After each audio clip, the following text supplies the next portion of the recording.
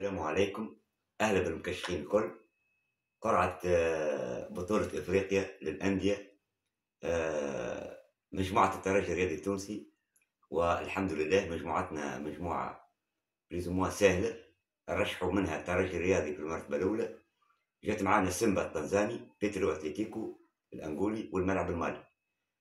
كنت تذكروا، جات معانا بيترو ليتوال وتعمناول، وتعدينا في المجموعة هذه، وبيترو أتليتيكو تعادلنا معاها ذهاب وإياب.